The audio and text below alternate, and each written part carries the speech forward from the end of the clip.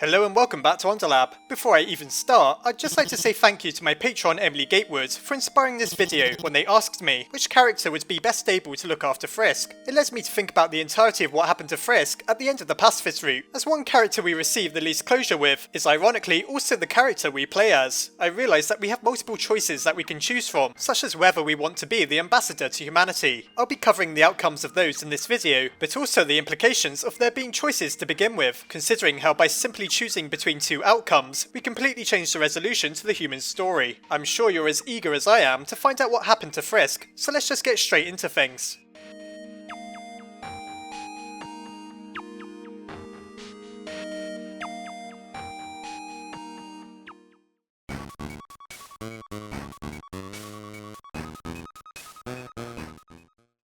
To attempt to understand what happened to Frisk, we should first try to learn as much as we can about their backstory. The only problem is that they don't really have one. The human story begins the moment they fall underground and encounter Flowey. Up until that point, we have literally no idea what took place. For example, what was Frisk's motive for climbing Mount Ebert? Should we talk to Asriel at the end of the game, he gives us some potential answers, along with some very dark suggestions. It seems that he could even be hinting that suicide is what led us here. However, Frisk doesn't act like a particularly depressed person. In fact, they're driven with determination, rather than being dragged down by how they feel. While the idea that Frisk was driven to such extremes seems unlikely, it is possible. The reason for this is because, as I've mentioned before, Frisk appears to be a blank slate for players to project themselves onto. There's several reasons why I believe this. A long time ago I made a theory on why Frisk's face looks so underwhelmed. Their expression never changes, even in the face of mortal danger or when comforted by Toriel. It's true that sometimes during combat, text appears describing Frisk as smiling, but nonetheless, for the vast majority of the game, players will be staring at a character who's seemingly emotionless. The reason for this is that the only thing that matters is how we feel, rather than what the character may be experiencing. If Frisk's expression ever changed,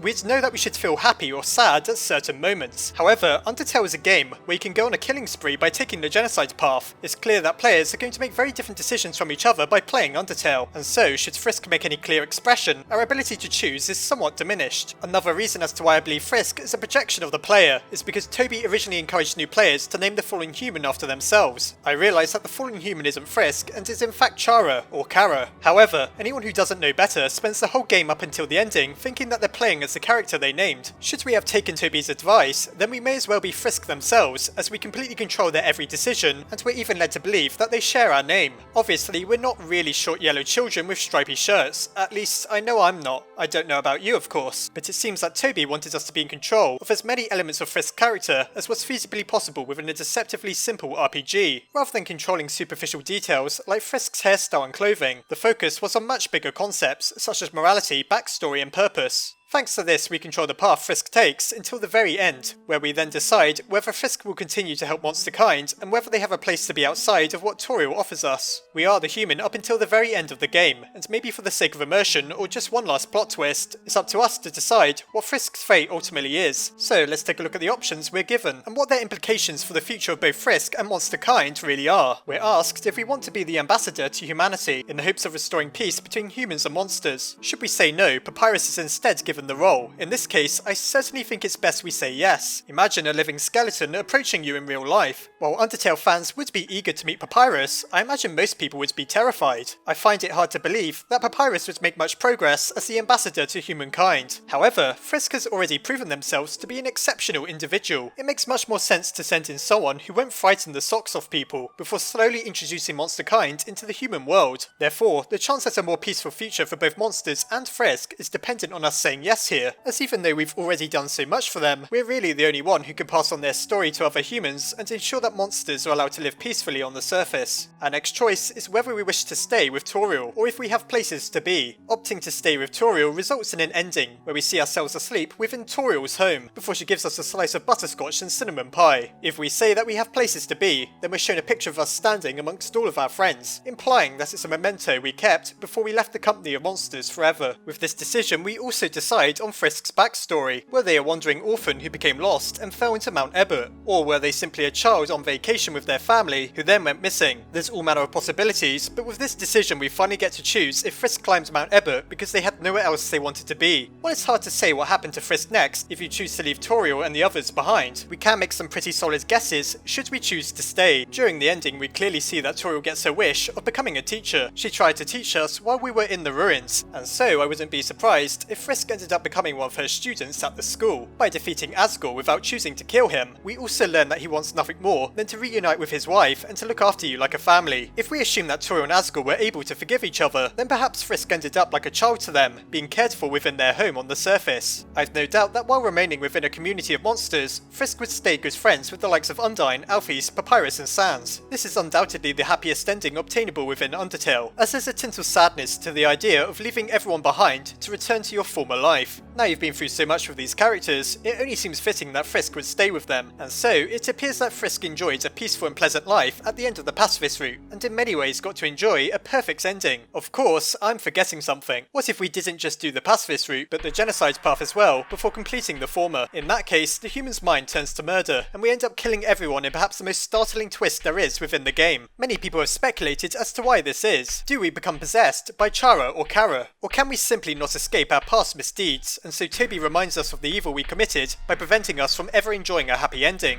Whatever the case, it comes back to my earlier point. When playing Undertale, you can make all manner of decisions, and that's why Frisk is like a blank slate. Curiously, the genocide path is the only time we lose our ability to choose. Frisk moves many times without our input on the genocide route, which never happens otherwise. Finally, at the end, when Chara appears, we lose control entirely, and are destined to forever be the puppet of the fallen human. This appears to be our punishment for going down a route that can be considered to be pointless, as it serves only to inflict misery and suffering upon humans and monsters. Even if we only did it in the pursuit of a secret ending, or an even better resolution than the one we're given, we end up permanently corrupting the game. So it seems that Frisk's fate is ultimately within our hands. There's 4 potential endings to the Pacifist route depending on how we look at it. We either stay with Toriel or leave, and if we've completed the genocide route before, we either stay and murder the monsters, or murder the monsters before leaving. I think most players would agree that staying without killing anyone is the happiest ending within the game. Should we pick that route, it seems that Frisk essentially ended up living an ideal life with the characters we meet throughout our journey. There's nothing that really hints at a sequel, or anything more left to be done, with the exception of poor Asriel. We know by talking to him within the first room that he's destined to turn back into a flower. Therefore, the only continuation to the human story that I can see would somehow involve attempting to save Asriel one way or another, this time for good. Other than that, unless we complete the genocide path, it seems that the Pacifist route has the message that we should be content with what we're given. If we ask for anything more, or even demand it by going on a killing spree, things only become far worse. Should we return to the game after completing the Pacifist route, Fly begs us not to restart, as we've already seen everything there is that's desirable. All that remains is the cruel genocide path, and there really is no point in completing that if we actually care for the story and the characters of Undertale. Therefore, we can only assume that Frisk enjoys a happy life as long as those among us who always want more don't attempt to seek it out. As Sans says to those on the genocide route, they're the type of people who will never be happy, so it seems that we just have to accept that Frisk freeing and staying with the monsters is the best ending there is, for now at least.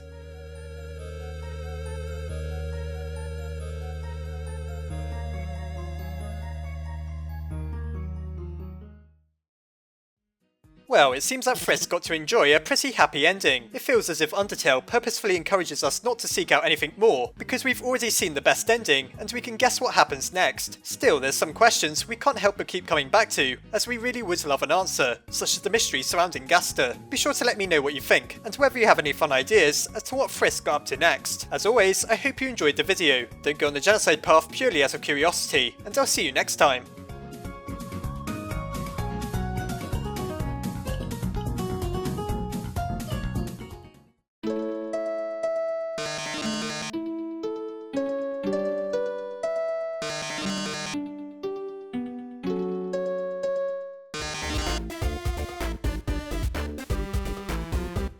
Before I go, I'd just like to say a huge thank you to my patrons, my head scientists Asgore and She, Cameron Vigil, Kay Jensen and Sophronius, and my Underlab scientists Crystal Sleet, Nicholas Dux, Armin Arlett, Marisa Ray, Corey Kiswell, Yushio Koroni, Sarah Wydra and Emily Gatewood. Thanks to the generosity of every name you see here, this channel is able to keep going. If you enjoyed this video, please consider checking out the Patreon link below, as well as the video that explains why I'd so massively appreciate your contribution.